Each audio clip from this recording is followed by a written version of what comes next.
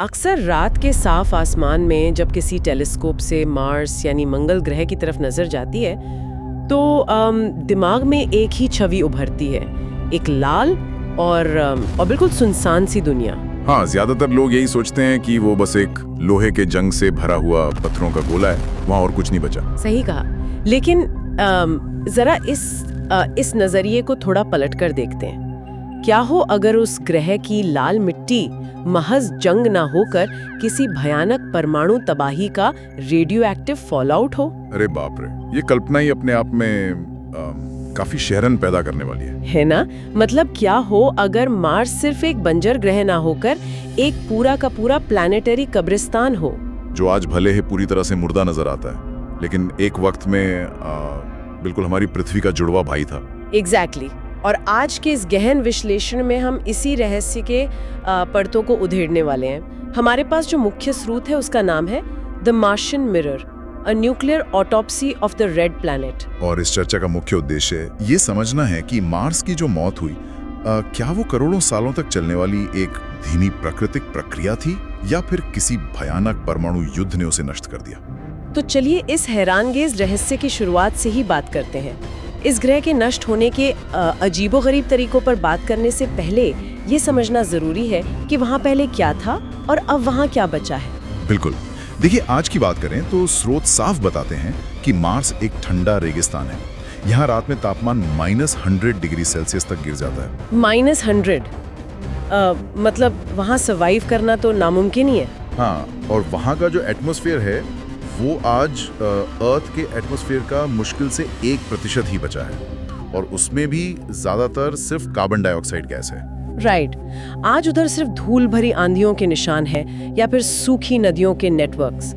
लेकिन सोर्स में ये भी बताया गया है कि हमारे रोवर्स जैसे क्यूरियोसिटी और परसेवरेंस को वहाँ लेक बज मिले हैं। सही कहा आपने। अरबों साल पहले वहाँ लिक्विड वाटर था, बड़ी बड़ी घाटियाँ थी, ऐसे मिनरल्स मिले हैं जो सिर्फ पानी की मौजूदगी में ही बन सकते हैं। जिसका मतलब है कि एक टाइम पर वहाँ जीवन पनपने की पूरी संभावनाएं थी।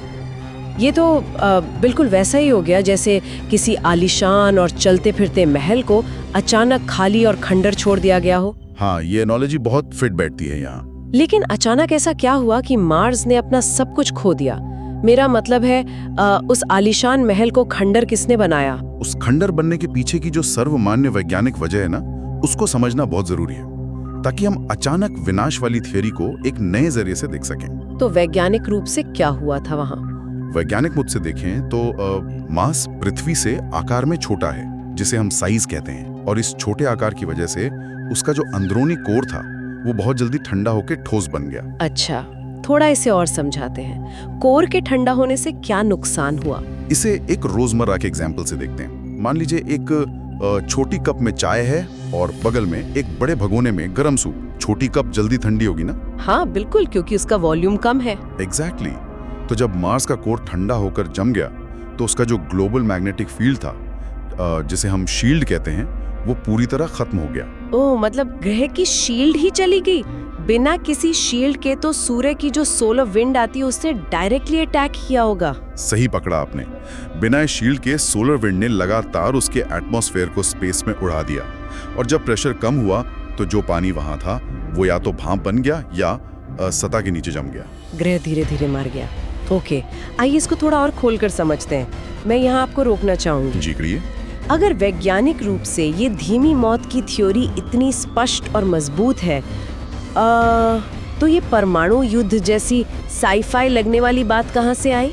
यहाँ सबसे हैरान करने वाली बात यह है कि 2014 में एक फिजिसिस्ट थे, जॉन ब्रेंडनबर्ग। उन्होंने एक बेहद विवादास्पद हाइपोथेसिस दी जिसने सबको चौंका दिया। वेट, 2014 में उन्होंने ऐसा क्या दावा कर दिया था? उन्होंने मार्स के एटमॉस्फेयर में कुछ खास गैसेस को ऑब्जर्व किया, खास करके ज़ीनॉन आइसोटोप्स को, और उन्होंने इसे एक विशाल परमाणु घटना यानी मैसिव न्यूक्लियर इवेंट का सबूत बताया। ज़ीनॉन आइसोटोप्स, ये थोड़ा टेक्निकल लग रहा है। क्या आप इसे आसान भाषा में समझा सकते हैं? देखिए, जैसे अगर कहीं आग लगती है तो वहाँ राख बचती है ना, राख से हमें पता चलता है कि आग लगी थी। ज़ीनॉन 129 एक ऐसी ही रेडियो एक्टिव राख है जो अर्थ पर तभी बनती है जब कोई बड़ा न्यूक्लियर एक्सप्लोजन होता है। ओह वाह, तो मतलब उनका दावा ये था कि क्योंकि वहाँ ज़ीनॉन 129 मिला है, इसलिए वहाँ जरूर कोई परमाणु विस्फोट हुआ होगा। हाँ, ज्यादातर वैज्ञानिक इसे नकारते हैं। वो इसे कॉस्मिक रेज या किसी और नेचुरल कारण से जोड़ते हैं। पर यह हाइपोथेसिस एक बहुत बड़ा सवाल तो खड़ा करता ही है। अगर पल भर के लिए इस ज़ीनॉन आइसोटोप वाली थ्योरी पर गौर किया जाए, तो एक प्लैनेटरी स्केल पर परमाणु विस्फोट आखिर कैसा दिखता? मेरा मतलब है, पृथ्वी पर तो हमने टेस्ट देखे हैं, मार्स पर यह कैसा होता? यह बहुत ही डरावना मंजर होता। पृथ्वी के मुकाबले मार्स का एटमॉस्फेयर पतला है। इसका मतलब है ब्लास्ट की एनर्जी एब्जॉर्ब करने के लिए वहाँ हवा बहुत कम है। तो इसका असर क्या होगा? हवा कम होने से ब्लास्ट वेव कमजोर हो जाएगी क्या? बिल्कुल, शारीरिक रूप से ब्लास्ट वेव का प्रेशर कम होता, लेकिन रुकिए, इसका सबसे खतरनाक हिस्सा यह है कि डायरेक्ट रेडिएशन का प्रभाव कहीं ज्यादा होता। मतलब कोई बफर नहीं था रेडिएशन को रोकने के लिए, सीधे ग्रह की सतह पर हीट और रेडिएशन की मार पड़ी होगी। एग्जैक्टली। और इसमें एक और फैक्टर जोड़ लीजिए, मार्स की ग्रेविटी कम है। कम ग्रेविटी की वजह से रेडियो एक्टिव धूल और डिब्री बहुत ऊंचाई तक उड़ता। ओहो, अर्थ पर तो मशरूम क्लाउड एक लिमिट तक ऊपर जाता है, पर मार्स पर तो वो सीधा स्ट्रेटोस्फीयर में चला गया होगा। सही कहा। और उधर की तेज हवाओं के साथ मिलकर वो रेडियो एक्टिव धूल पूरे ग्रह को दूषित कर देती। एक तरह से पूरा प्लैनेट ही जहरीला हो गया। अब यहाँ मुद्दा सच में बेहद रोचक हो जाता है। ये तो वैसा ही हुआ जैसे गुब्बारे की हवा पहले ही किसी छोटे छेद से धीरे धीरे निकल रही हो और कोई अचानक उसे आग लगाकर जोर से फोड़ दे। हाँ, ये टिपिंग पॉइंट वाला एग्जाम्पल बिल्कुल परफेक्टली फिट होता है यहाँ। उन विस्फोटों ने बचे कुचे एटमॉस्फेयर के नष्ट होने की रफ्तार को अचानक एक टिपिंग पॉइंट पर लाकर खत्म कर दिया होगा। लेकिन वेट एक मिनट, अगर इतना बड़ा युद्ध हुआ तो मेरे दिमाग में एक बहुत ऑब्वियस सवाल आ रहा है, शहरों या इमारतों के निशान कहाँ हैं? आपका मतलब है कोई आर्टिफिशियल स्ट्रक्चर्स क्यों नहीं दिखते वहाँ? हाँ, मतलब हमारे रोवर्स इतने सालों से वहाँ घूम रहे हैं, उन्हें सिर्फ जियोलॉजी और केमिस्ट्री ही क्यों मिलती है? इतनी खामोशी क्यों है वहाँ पर? यही वो पॉइंट है जहाँ हम इस थियरी को एक अलग नजरिए से देखते हैं। जब वहाँ किसी एडवांस सिविलाइजेशन के होने का कोई पक्का सबूत नहीं है, तो फिर ये परमाणु युद्ध की थ्योरी मिलती ही क्यों है लोगों के दिमाग में? एग्जैक्टली। लोग क्यों बार बार मार्स के लाल रंग को तबाही से जोड़ते हैं? क्योंकि ये दरअसल मार्स से ज्यादा इंसानी फितरत के बारे में बताती है। स्रोत के मुताबिक वहाँ किसी इंटेलिजेंट लाइफ का कोई फिजिकल सबूत नहीं है। तो ये डर हमारा अपना है। हमने पृथ्वी पर हिरोशिमा और नागासाकी का विनाश देखा है।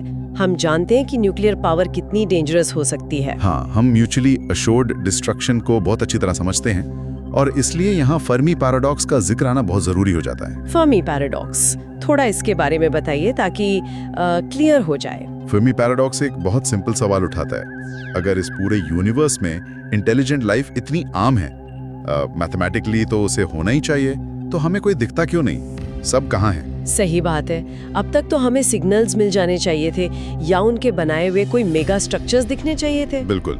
और इसका एक कारण ये हो सकता है कि जब भी कोई सिविलाइजेशन अपने टेक्नोलॉजिकल पीक पर पहुंचती है, तो वो युद्ध या अपने ही आविष्कारों से खुद को नष्ट कर लेती है, जैसे द ग्रेट फिल्टर भी कहते हैं। ओहो, तो अगर हम इस मुद्दे को एक बड़ी तस्वीर से जोड़कर देखें, तो मार्स एलियन लाइफ का सबूत नहीं बल्कि एक चेतावनी है हमारे लिए। सही कहा आपने।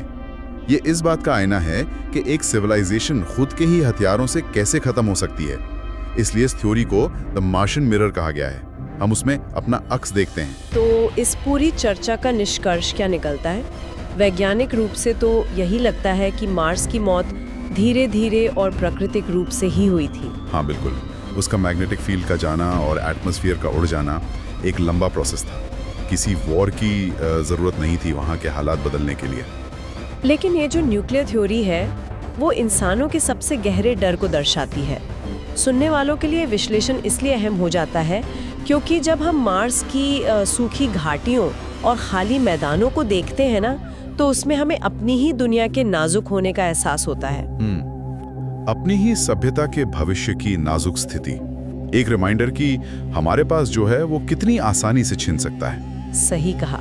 और इस चर्चा को खत्म करने से पहले मैं एक आखिरी लेकिन बहुत ही दिमाग घुमाने वाला विचार यहाँ रखना चाहती हूँ, जो सोर्स से निकल कर आता है। बिल्कुल, बताइए, वो क्या थॉट है? सोर्स में बताया गया है कि शायद मार्स पर अंडरग्राउंड माइक्रोबियल लाइफ आज भी मौजूद हो सकती है, पर उस तबाही के दौरान जब मार्स पर बड़े बड़े एस्ट्रॉइड्स टकरा रहे थे तो वहाँ की जमीन के कुछ टुकड़े स्पेस में उड़ गए होंगे। हाँ, इस प्रक्रिया को हम साइंस में काफी क्लोजली स्टडी करते हैं। उन मीटेराइट्स का क्या हुआ होगा? जरा सोचिए, अगर कल को हम मार्स के अंदर इन सूक्ष्म जीवों यानी माइक्रोब्स को ढूंढ निकालते हैं, और क्या पता अरबों साल पहले उन्हीं चट्टान के टुकड़ों के जरिए मार्स की लाइफ धरती पर आ गिरी हो, जिसे पैनस्पर्मिया कहते हैं। अरे बाप रे, ये तो पूरा पैराडाइम ही शिफ्ट कर देगा, है ना? तो क्या इसका मतलब ये है कि पूरे यूनिवर्स में जीवन का शुरू होना तो आम बात है, पर एक ग्रेट फिल्टर हर सिविलाइजेशन को एडवांस्ड बनने से रोक देता है? ये सोचने वाली बात है सच में। अगर हम सच में उन्हीं माइक्रोब्स के वंशज हैं, तो हमारा अस्तित्व एक बहुत बड़ा सवाल खड़ा करता है। बिल्कुल, सोचने वाली बात ये है कि क्या हमारी इंसानी सभ्यता ने उस भयानक फिल्टर को पार कर लिया है, या वो टेस्ट जिसमें मार्स शायद फेल हो गया था वो अभी हमारे सामने आना बाकी है? आइए इस सवाल के साथ इस विश्लेषण को यहीं रोकते हैं।